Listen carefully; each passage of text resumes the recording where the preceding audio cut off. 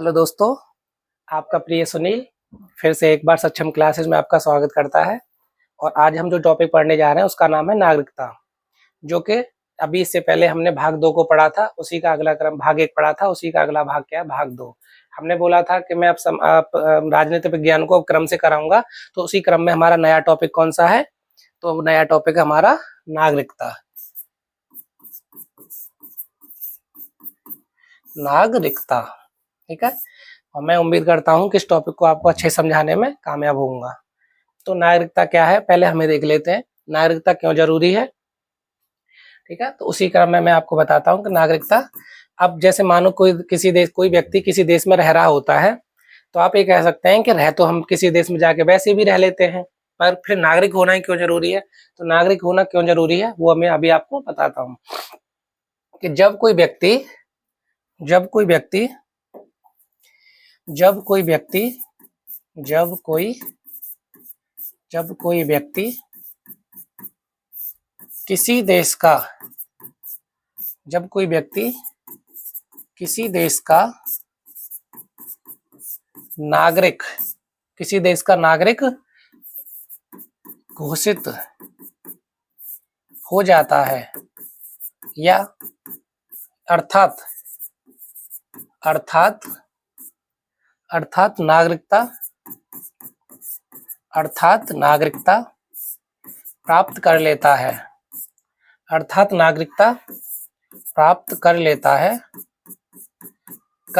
है तो, ठीक है, ये तो पे ध्यान रखो।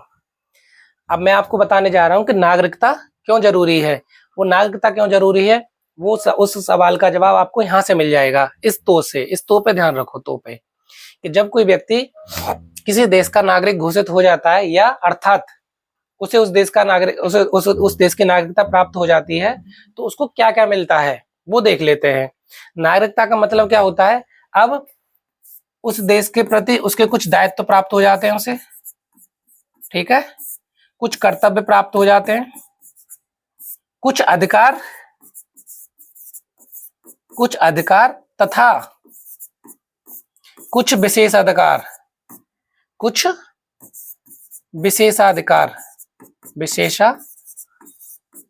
कुछ अधिकार तथा कुछ विशेषाधिकार प्राप्त हो जाते हैं, जो कि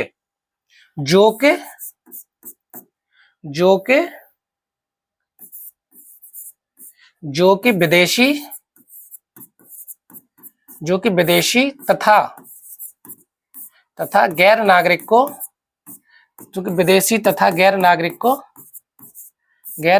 को प्राप्त नहीं होते, जो कि विदेशी तथा गैर नागरिक को प्राप्त नहीं होते। ये बात समझ गए? फिर से देख लीजिए नागरिकता क्या है और नागरिकता क्यों जरूरी है। तो नागरिकता मतलब किसी व्यक्ति की किसी देश के प्रति पहचान।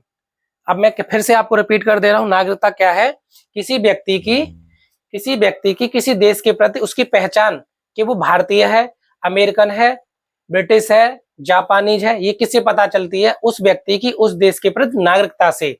हम जब किसी अन्य देश में जाते हैं तो हम गर्व से कह पाते हैं कि हम कौन है? वी आर इंडियंस, हम भारतीय हैं। क्यों हैं? क्योंकि हम भारत के नागरिक हैं। तो नागरिक का मतलब क्या होता है कि नागरिकता किसी देश की और उस देश के प्रति उस व्यक्ति की पहचान है। जब हम किसी देश के नागरिक बन जाते हैं तो हमें क्या कुछ प्राप्त होता है, जो कि विदेशियों को नहीं होता या गैर नागरिकों को नहीं होता है।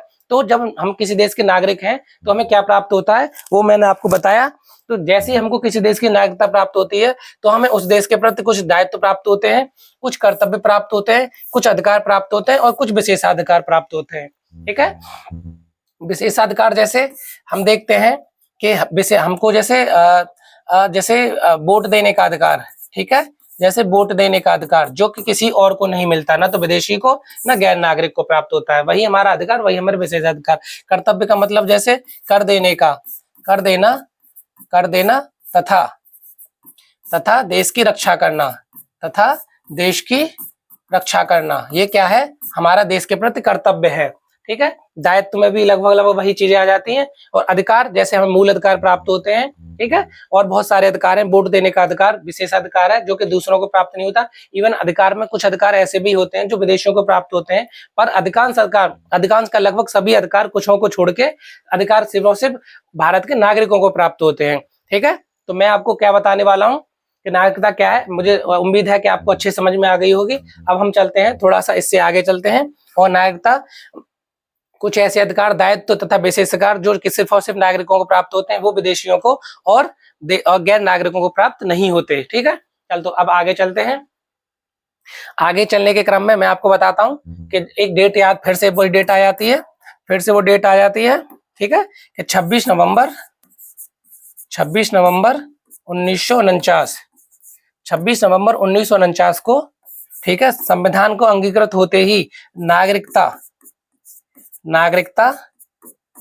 तथा इससे जुड़े हुए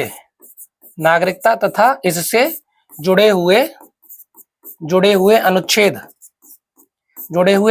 5 से 9 तुरंत के तुरंत क्या हो गए थे, लागू हो गए थे, ठीक है।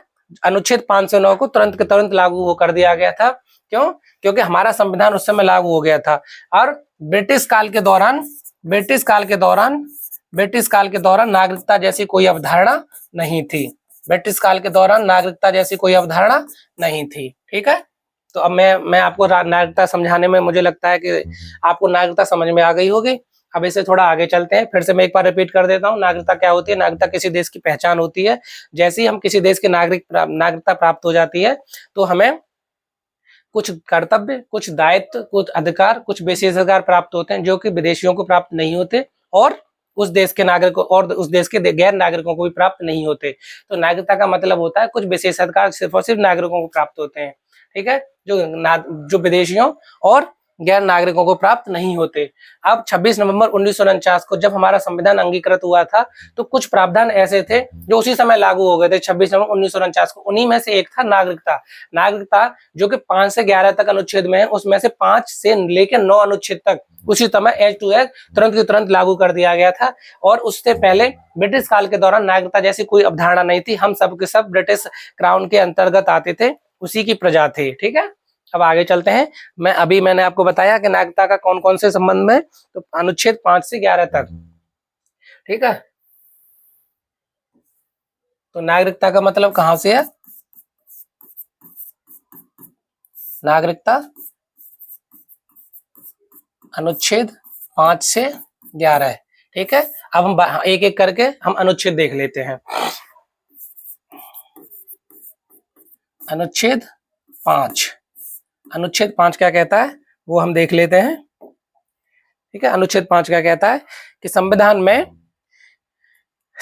के प्रारंभ में नागरिकता, ठीक है, संविधान के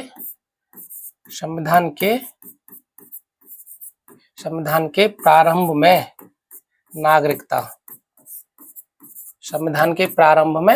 नागरिकता, ये ध्यान रखो। क्या कहता है अनुच्छेद 5, संविधान के प्रारंभ में नागरिकता। ये हमें बताता है कि हमें किस किस प्रकार से नागरिकता मिली है और किस प्रकार से हम अर्जित कर सकते हैं।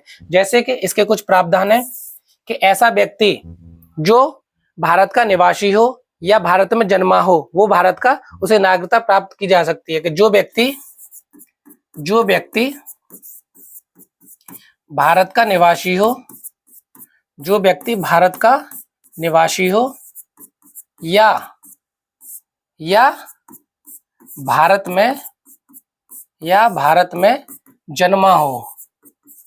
भारत में जन्मा हो, उसे भारत की नागरिकता प्राप्त की जा सकती है। नंबर दो क्या है कि यदि कोई व्यक्ति, ठीक है, ऐसा व्यक्ति जो भारत में रहते थे लेकिन भारत में पैदा नहीं हुए, ठीक है, ऐसे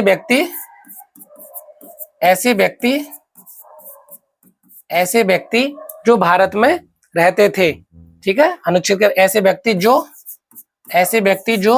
भारत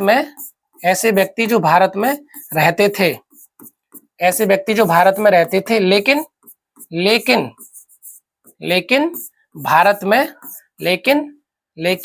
भारत में क्या हुआ, पैदा नहीं हुए, ठीक है, पैदा नहीं हुए।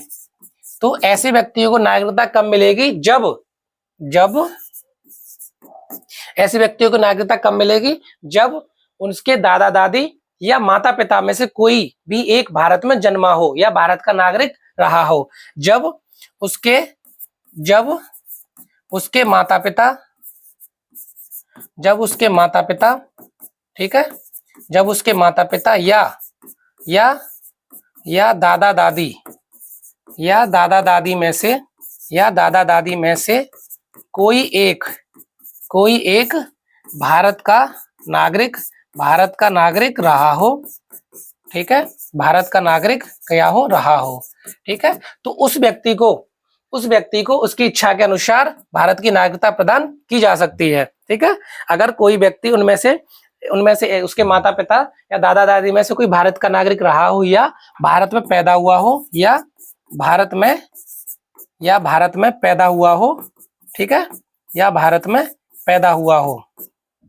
तो भारत में अगर कोई व्यक्ति पैदा हुआ है और या जैसे कोई व्यक्ति है जो कुछ समय भारत में रहा, फिर वो विदेश में चला गया, लेकिन उसके दादा दादी या माता पिता में से कोई एक भारत का नागरिक रहा हो या भारत में पैदा हुआ हो, तो वो व्यक्ति कुछ समय बाद जब उसकी इच्छा करती है तो उसको वो भारत का नागरिक बन सकता है। वो भारत की नागरिकता प्राप्त करने के लिए आवेदन भर सकता है, ठीक है। उसके लिए कुछ शर्तें होती हैं, बाद में बताएंगे, ठीक है।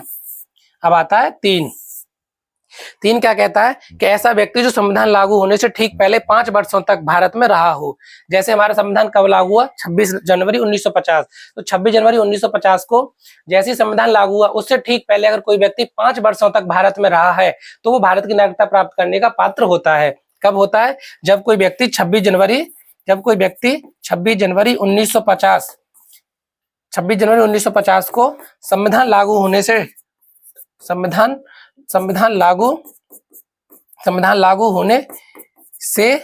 ठीक पहले, ठीक है, 5 वर्षों तक, कितने वर्षों तक? 5 वर्षों तक भारत में रहा हो, ठीक है। तो वो व्यक्ति क्या कर सकता है? नागरिकता के लिए आवेदन कर सकता है, भारत की नागरिकता प्राप्त कर सकता है, ठीक है। तो मैं अब आपको समझाने में सक्षम रहा कि अनुच्छेद 5 क्या कहता है। तो अनुच्छेद 5 क्या कहता है वो समझ लीजिए। अनुच्छेद 5 कहता है कि संविधान के प्रारंभ में नागरिकता, ठीक है, संविधान के प्रारंभ होने के संबंध में जो नागरिकता है उसके लिए 3 शर्तें हैं कि कोई व्यक्ति किस प्रकार से भारत की नागरिकता प्राप्त कर सकता है। तो वो देखो, पहला कह रहा है कि जो व्यक्ति भारत का निवासी है या भारत में जन्मा है। अगर कोई व्यक्ति भारत का निवासी है या उसका जन्म भारत में हुआ है तो वो भारत का नागरिक ऑटोमेटिकली है। दूसरा क्या कहता है? ऐसा व्यक्ति जो भारत में रहते थे, ऐसा व्यक्ति जो भारत में रहता तो था लेकिन अभी नहीं है, किंतु उसके माता पिता या दादा दादी में से कोई एक भारत में जन्मा हो या भारत का नागरिक रहा हो तो वो भारत का नागरिक बनने का पात्र हो जाता है, ठीक है। किस आधार पे? कि वो उसके मम्मी पापा या दादा दादी में से कोई एक भारत का नागरिक रहा है या जब भारत में जन्मा है। दूसरा क्या कह रहा है कि 26 जनवरी 1950 को हमारा संविधान क्या हुआ था? लागू हुआ था। तो उस संविधान लागू होने से ठीक पहले अगर कोई व्यक्ति भारत में 5 वर्षों से लगातार रह रहा था तो वो भारत का नागरिक बनने का पात्र हो जाता है, ठीक है। ये हमारा अनुच्छेद 5 कहता है। तो मैं समझता हूँ ये आपको समझ में आ गई होगी, ठीक है। इसी तरह से एक और आता है हमारा अनुच्छेद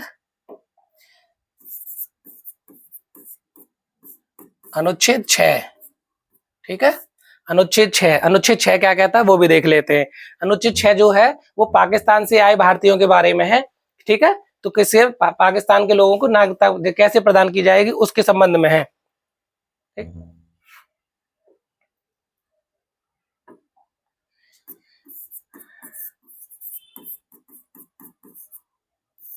ठीक है। पाकिस्तान के लोगों को भारतीय नागरिकता प्रदान करने के संबंध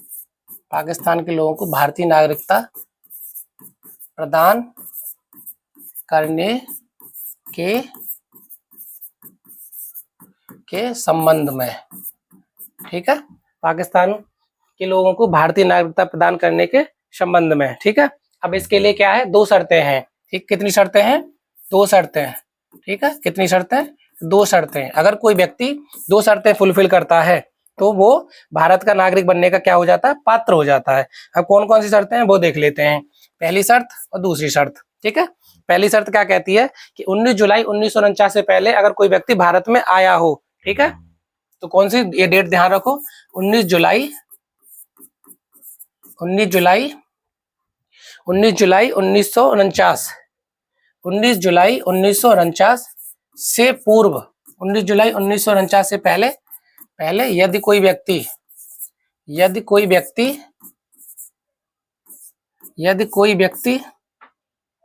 19 जुलाई 1949 से पहले यदि कोई व्यक्ति, ठीक है, भारत में आ गया हो। ठीक है, क्या कह रहा है, 19 जुलाई 1949 से पहले यदि कोई व्यक्ति भारत में आ गया हो,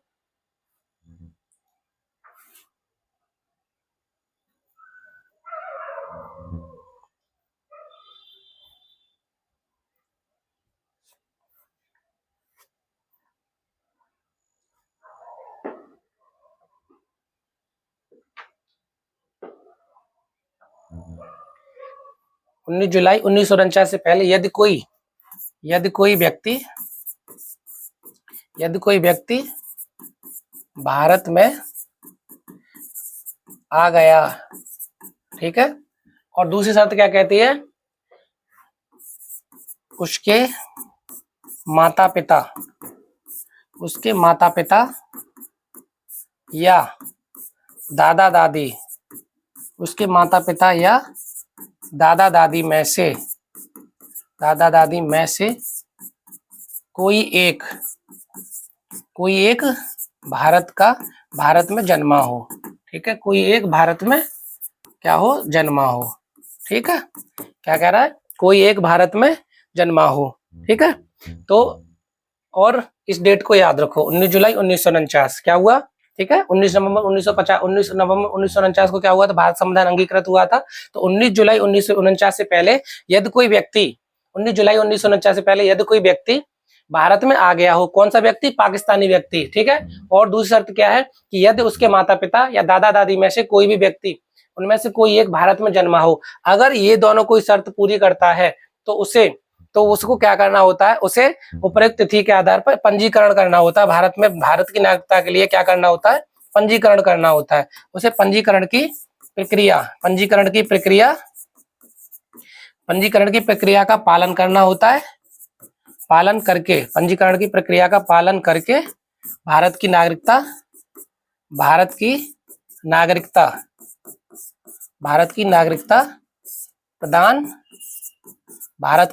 प्रदान की जा सकती है। क्या की जा सकती है, पंजीकरण की प्रक्रिया का पालन भारत की नागरिकता प्रदान की जा सकती है।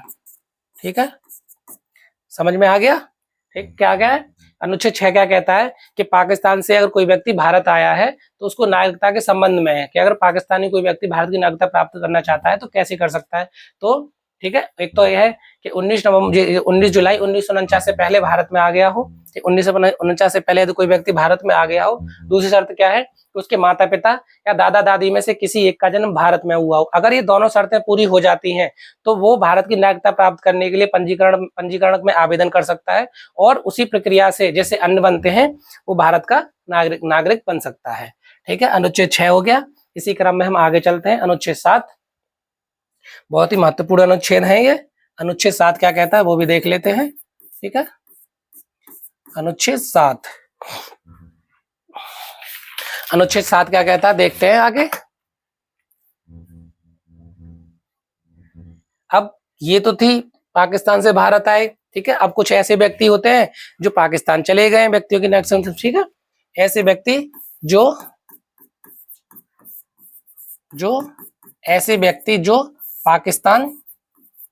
पाकिस्तान चले गए, उनकी नागरिकता से संबंधित उनकी नागरिकता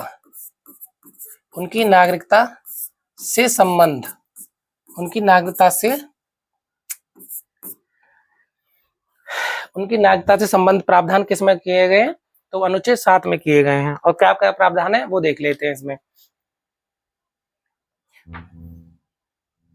ठीक है, तो अनुच्छेद 7 क्या है, जो व्यक्ति भारत से पाकिस्तान चले गए थे उनके विषय में है, उनकी नागरिकता के विषय में है, तो पाकिस्तान चले गए व्यक्तियों के विषय में है।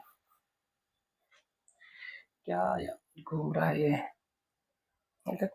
नागरिकता से जो व्यक्ति पाकिस्तान चले गए उनकी नागरिकता से संबंध है, संबंध, ठीक है, उसके विषय में है। ठीक, अब ये क्या कहता है कि इसमें क्या कहा गया है वो देख लेते हैं। इसमें क्या कहा गया है, इसमें क्या कहा गया है कि यदि कोई व्यक्ति 1 मार्च 1947 के बाद भारत से पाकिस्तान चला गया लेकिन बाद में लौट आया, क्या कह रहा है ये, यदि कोई व्यक्ति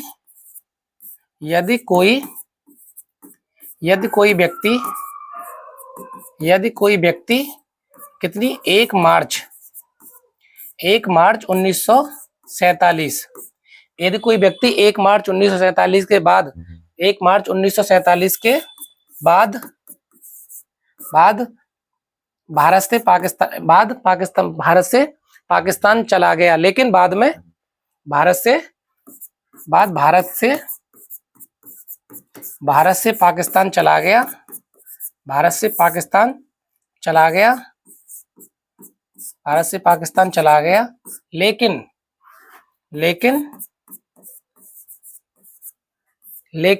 बाद में लौट आया, लेकिन बाद में भारत लौट आया, लेकिन बाद में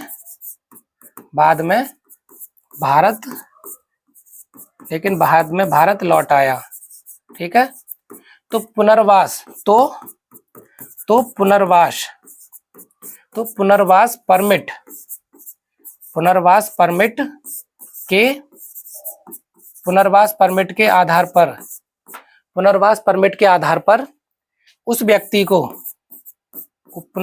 परमिट के आधार पर उस व्यक्ति को भारत की नागरिकता प्रदान की जा सकती है। ठीक है, उस व्यक्ति को भारत की नागरिकता प्रदान की जा सकती है। कैसे याद है, अनुच्छेद 7 फिर से, ठीक है, तो उस व्यक्ति को भारत की नागरिकता प्रदान की जा सकती है। ठीक है, तो अनुच्छेद 7 क्या कहता है फिर से देख लेते हैं कि जो व्यक्ति भारत से पाकिस्तान चले गए थे उनकी नागरिकता के संबंध में है कि यदि कोई व्यक्ति 1 मार्च 1947 के बाद भारत से पाकिस्तान चला गया, क्या, यदि कोई व्यक्ति 1 मार्च 1947 के बाद भारत से पाकिस्तान चला गया किंतु कुछ समय बाद फिर से वो लौट आता है तो उसे भारत की नागरिकता उस व्यक्ति को पुनर्वास परमिट के आधार पर प्रदान की जा सकती है। फिर से समझ लो, अनुच्छेद 7 किसके संबंध में है कि जो व्यक्ति पाकिस्तान चले गए, भारत से पाकिस्तान चले गए थे किंतु फिर से वो वापस आना चाह रहे हैं, तो उसके विषय में है कि कोई व्यक्ति 1 मार्च 1947 के बाद भारत से पाकिस्तान चला गया किंतु बाद में भारत लौट आया तो वो पुनर्वास परमिट के आधार पर पुनः भारत की नागरिकता प्राप्त कर सकता है। ठीक है, समझ में आ गया।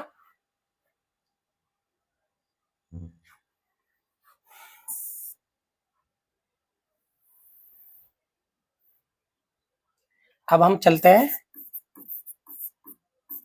अनुच्छेद 8 की तरफ चलते हैं। अनुच्छेद 8 क्या कहता है कि भारत से बाहर रहने वाला भारतीय मूल का कोई भी व्यक्ति जिसके माता पिता या दादा दादी में से कोई एक भारत में पैदा हुआ हो वो खुद को भारत के नागरिक के लिए पंजीकृत कर सकता है। क्या कह रहा है कि भारत से बाहर गया कोई व्यक्ति, भारत से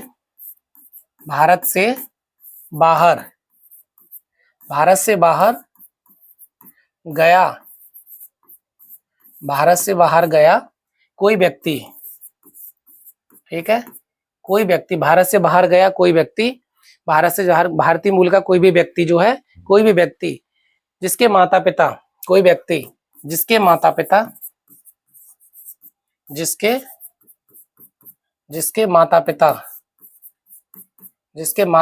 या दादा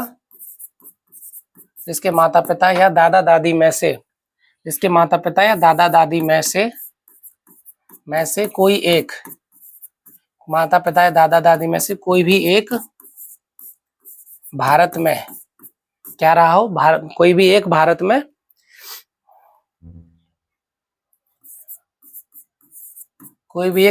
पैदा हुआ हो तो वह भारतीय मूल का व्यक्ति तो वह भारतीय मूल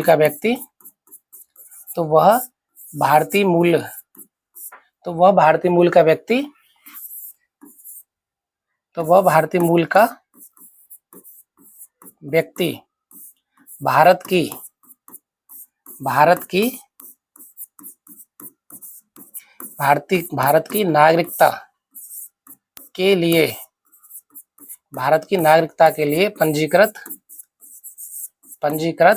स्वयं को पंजीकृत कर सकता है। ठीक है, तो भारत की नागरिकता के लिए स्वयं को पंजीकृत कर सकता है। ठीक, क्या कह रहा है ये, फिर से देख लेते हैं। अनुच्छेद 8 क्या कह रहा है कि भारत से बाहर गया कोई भारतीय मूल का व्यक्ति, भारत से बाहर गया भारतीय मूल का कोई व्यक्ति जिसके दादा दादी या माता पिता में से कोई एक भारत में जन्मा हो, तो वो व्यक्ति पुनः भारत की नागरिकता प्राप्त करने के लिए भारत में पंजीकृत कर सकता है। मेरी बात समझ में आई? ठीक है, मैं जो समझाने की कोशिश कर रहा हूँ वो समझो कि अगर कोई व्यक्ति भारत से बाहर गया है, ठीक है, और वो भारत की नागरिकता प्राप्त करना चाहता है, भारतीय मूल का कोई व्यक्ति, यदि उसके माता पिता या दादा दादी में से कोई एक भारत में पैदा हुआ है, तो वो व्यक्ति भारत की नागरिकता प्राप्त करने के लिए फिर से पंजीकृत कर सकता है। ठीक है, क्या कर सकता है, फिर से पंजीकृत कर सकता है। और कौन सा व्यक्ति, भारतीय मूल का व्यक्ति, यदि उसके माता पिता जैसे यहाँ से माता पिता या दादा दादी में से कोई एक अगर भारत में जन्मा है या पैदा हुआ है, तो उस जो भी व्यक्ति होगा वो भारत की नागरिकता के प्राप्त करने के लिए पंजीकृत फिर से कर सकता है। ठीक है, समझ में आ गई?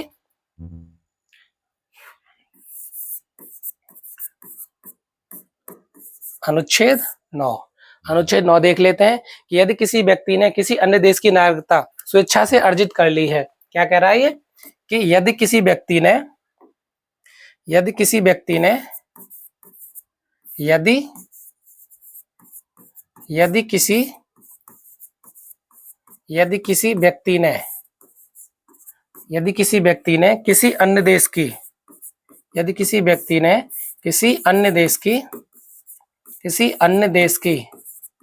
किसी अन्य देश की नागरिकता, यदि किसी व्यक्ति ने किसी अन्य देश की नागरिकता, ध्यान रखना कैसे, स्वेच्छा से ग्रहण कर ली हो,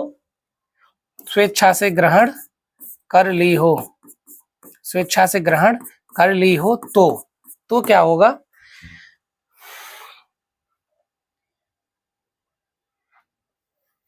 यदि किसी व्यक्ति स्वेच्छा से ग्रहण कर ली हो तो भारतीय नागरिकता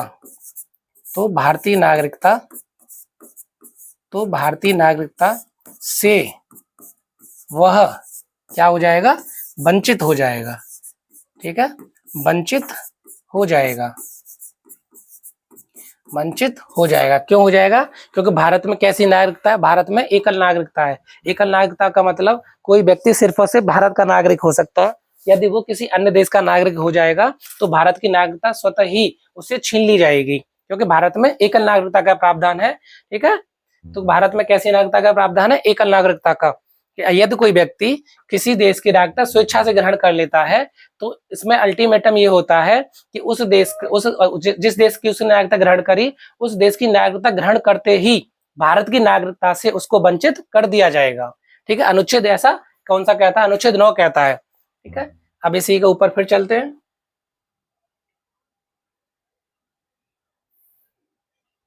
अनुच्छेद 10 क्या कहता है वो देख लेते हैं। ठीक है, अनुच्छेद 10 क्या कहता है वो देख लेते हैं इस समय। अनुच्छेद 10 क्या कहता है? अनुच्छेद 10 कहता है पुष्टि करता है कि कोई व्यक्ति जिसने इस भाग के किसी भी प्रावधान के तहत भारत की नागरिकता प्राप्त की है वह नागरिक बना रहेगा और संसद द्वारा बनाए गए किसी कानून के अधीन में होगा। यदि यह अनुच्छेद 10 क्या करता है, पुष्टि करता है। अनुच्छेद 10 क्या करता है, पुष्टि करता है। अनुच्छेद 10 पुष्टि करता है। क्या करता है, पुष्टि। कैसी पुष्टि? कि यदि किसी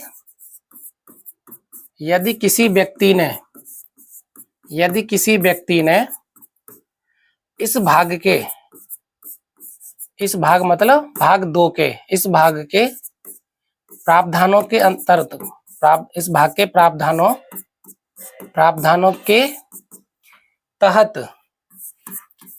प्रावधानों के तहत भारत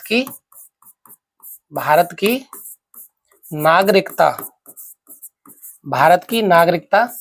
ग्रहण की हो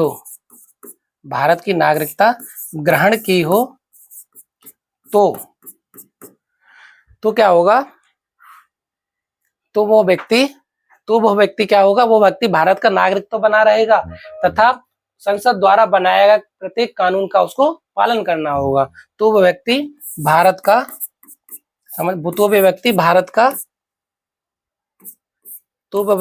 का नागरिक बना रहेगा। तो वो व्यक्ति भारत का नागरिक बना रहेगा, तथा संसद के कानूनों के अधीन रहेगा, तथा संसद द्वारा निर्मित संसद के कानूनों के अधीन रहेगा, या उसको मानने पड़ेंगे, संसद के कानूनों के अधीन रहेगा।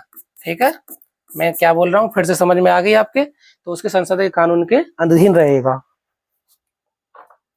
तो अनुच्छेद 10 क्या कहता है? अनुच्छेद 10 पुष्टि करता है, क्या पुष्टि करता है कि यदि किसी व्यक्ति ने संविधान के प्रावधानों के तहत भारत की नागरिकता प्राप्त की है, तो जैसे ही उसने भारत की नागरिकता प्राप्त की है तो तुरंत के तुरंत क्या होगा कि भारत का नागरिक बन जाएगा। और नागरिक बनने के साथ ही अगली शर्त क्या रहेगी कि भारतीय संसद द्वारा निर्मित प्रत्येक कानून का उसको पालन करना होगा। वैसे ही जैसे प्रत्येक देश का, कोई भी देश का, किसी भी देश का नागरिक करता है, वैसे ही उस नागरिक को जिसने भारत की नागरिकता प्राप्त की है उसे भी संसद द्वारा बनाए गए प्रत्येक कानून का पालन हुबहू करना होगा। ठीक है, तो अनुच्छेद 10 हो गया। अब इसी तरह अनुच्छेद क्या कहता है, अनुच्छेद 11 देख लेते हैं।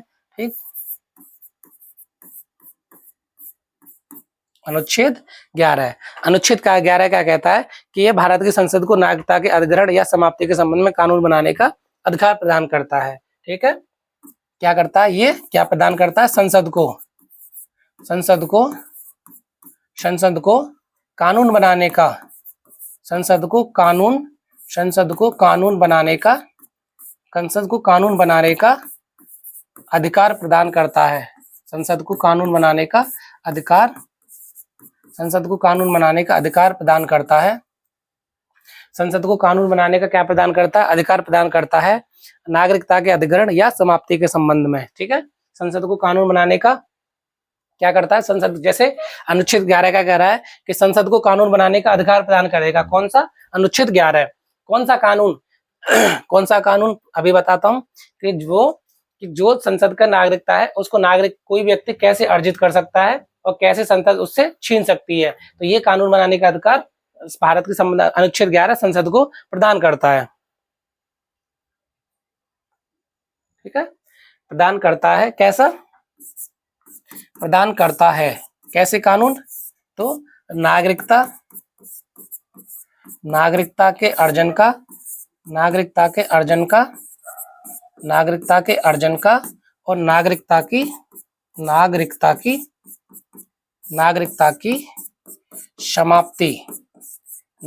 की समाप्ति के विषय में। ठीक है, तो किसी व्यक्ति को किस आधार पे नागरिकता प्रदान करनी है और किन आधारों पे नागरिकता से उसे वंचित किया जाना है, ये संसद कानून बनाकर खुद तय करती है और ये अधिकार संसद को अनुच्छेद 11 देता है। ठीक है, ऐसे ही इसी से जुड़ा हुआ एक और भाग निकल के आता है, तो नागरिकता अधिनियम 1955। नागरिकता अधिनियम 1955। ठीक है, नागरिकता अधिनियम 1955।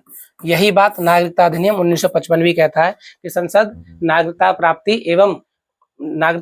एवं समाप्ति के संबंध में स्वयं कानून बना सकेगी जैसा कि वो उचित समझे। ठीक है, अधिग्रहण और निर्धारण के लिए कानून को संरक्षित करेगी कौन सा? संसद। ठीक है, तो नागरिकता अधिनियम 1955 क्या कहता है कि संसद को नागरिकता प्राप्ति के संबंध में और नागरिकता की समाप्ति के संबंध में कानून बनाने का अधिकार होगा। ये अनुच्छेद 11, अनुच्छेद 1955 लगभग सेम बातें बोलते हैं कि संसद को नागरिकता प्राप्ति के संबंध में और नागरिकता की समाप्ति के संबंध में कानून बनाने का अधिकार होगा और उसका कानून पूरे देश में ऐसे ही लागू होगा जैसा संसद ने कानून बनाया है। ठीक है, अब इससे थोड़ा आगे हम चलते हैं फिर से, और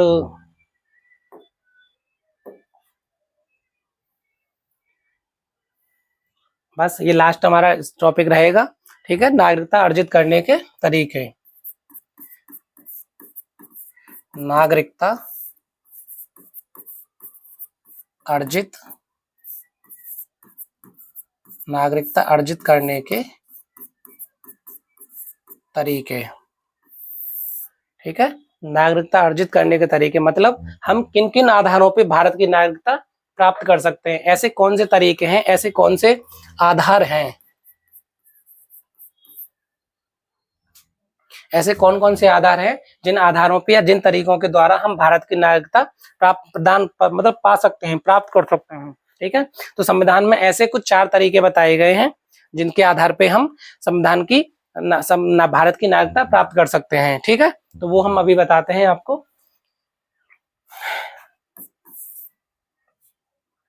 मैं अभी बताता हूँ आपको नागरिकता प्राप्त करने के कौन कौन से तरीके हैं या किन किन आधारों पे हम भारत की नागरिकता प्राप्त कर सकते हैं। ठीक, तो पहला तरीका क्या है वो देख लेते हैं।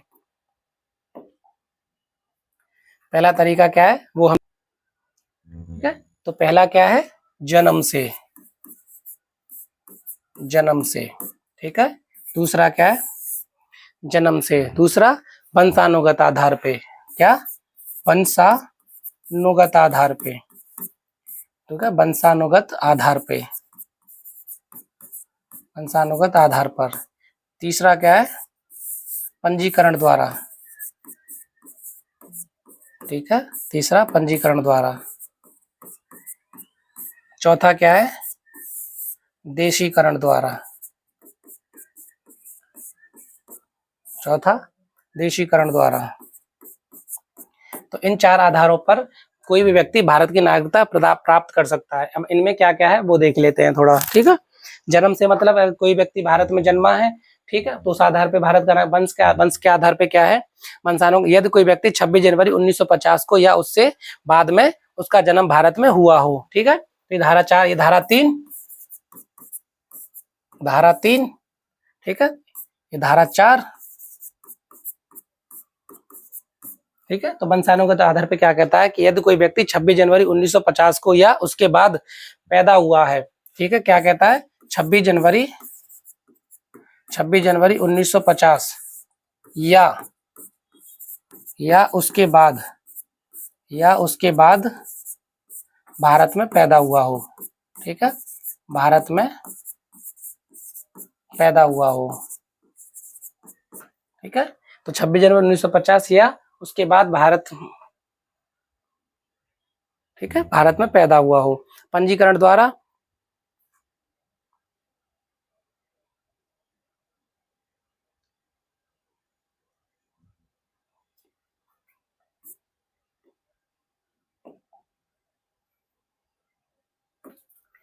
ठीक है, पंजीकरण द्वारा यदि कोई व्यक्ति, यदि कोई व्यक्ति, यदि कोई व्यक्ति भारतीय मूल का हो, भारतीय मूल का हो, तो वह पंजीकरण द्वारा, पंजीकरण द्वारा नागरिकता का अर्जन कर सकता है। नागरिकता की प्राप्ति, नागरिकता की प्राप्ति क्या कर सकता है, कर सकता है। ऐसी देशीकरण द्वारा क्या होता है कि आवेदन करने से पहले 7 साल तक भारत में रहा हो। कौन, पंजीकरण, और आवेदन करने से नागरिकता के लिए पंजीकरण द्वारा, और ऐसा पंजीकरण करने से पहले वो भारत में 7 साल तक रहा हो। ठीक है, 7 साल तक रहा हो। ठीक है, ये 2 शर्तें पूरी करनी होती हैं कि यदि कोई व्यक्ति भारतीय मूल का है तो वो पंजीकरण द्वारा नागरिकता प्राप्त कर सकता है, पर आवेदन करने से पहले, किंतु आवेदन करने से पहले उसे 7 साल तक भारत में अगर वो रहा हो तो वो व्यक्ति भारत की नागरिकता प्राप्त कर सकता है। ठीक है, पंजीकरण द्वारा। ऐसी देशीकरण द्वारा क्या है कि 12 वर्षों तक भारत का सामान्य निवासी हो और नागरिकता अधिनियम की 3री सूची में आवश्यकता। ठीक है, यदि कोई व्यक्ति 12 वर्षों तक, यदि 12 वर्षों तक भारत का सामान्य निवासी हो, सामान्य निवासी हो। ठीक है, ये शर्त है देशीकरण द्वारा कि यदि कोई व्यक्ति 12 वर्षों तक भारत का सामान्य निवासी है और संविधान की 3री अनुसूची की आवश्यकता को पूरा करता है तो वो व्यक्ति भारत की नागरिकता प्राप्त कर सकता है। नागरिकता अर्जित करने के जितने क्रम है मैं वो बता दिया। कभी कभी पूछ लेता है किसी जन्म द्वारा, वंश द्वारा, पंजीकरण द्वारा और देशीकरण द्वारा। ठीक है, देशीकरण का जन्म से मतलब यही हो गया कि यदि कोई व्यक्ति भारत में जन्मा है तो उसे तो भारत की नागरिकता स्वतः ही प्राप्त हो जाएगी। और फिर दूसरा क्या आता है, वंशानुगत आधार पे। यदि कोई व्यक्ति 26 जनवरी 1950 को या उसके बाद भारत में पैदा हुआ हो तो उसे वंशानुगत आधार पे भारत की नागरिकता प्रदान की जा सकती है। तीसरा है पंजीकरण द्वारा। यदि कोई व्यक्ति भारतीय मूल का कोई व्यक्ति पंजीकरण द्वारा भारत की नागरिकता प्राप्त करना चाहता है तो वो प्राप्त कर सकता है, बशर्ते वो 7 साल तक भारत में रहा हो। इसी तरह क्या, देशीकरण द्वारा भी भारत की नागरिकता प्राप्त की जा सकती है, बशर्ते वो व्यक्ति 12 वर्षों तक भारत का सामान्य निवासी के रूप में रहा हो। इसी तरह क्या होता है, निरसन के तरीके भी होते हैं जिन्हें हम जान लेते हैं।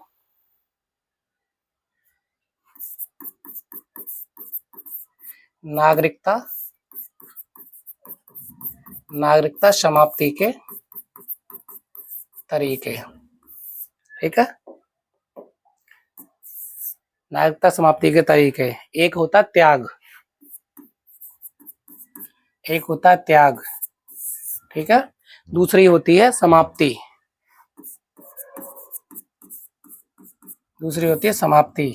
और तीसरी होती है वंचना, ठीक है। तीसरी होती है वंचना।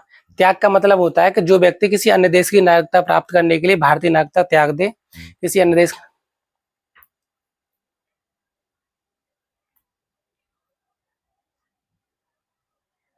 ठीक है। तो त्याग का मतलब क्या होता है कि यदि कोई व्यक्ति किसी अन्य देश की नागरिकता ग्रहण कर ले और भारत की नागरिकता स्वतः ही त्याग दे, ठीक है, तो वो होता है त्याग द्वारा। समाप्ति द्वारा क्या होता है कि किसी व्यक्ति ने यदि अवैध रूप से मतलब भारत सरकार को बिना बताए किसी दूसरे देश की नागरिकता ग्रहण कर ली है तो भारत सरकार उसे भारत की नागरिकता से वंचित कर सकती है या उसकी भारत की नागरिकता को समाप्त कर सकती है। वंचना क्या है, यदि किसी व्यक्ति ने झूठे तरीके से, जैसे झूठे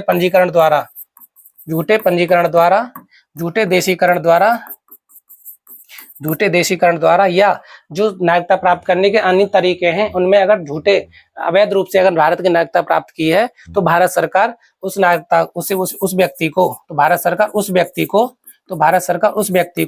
भारत की नागरिकता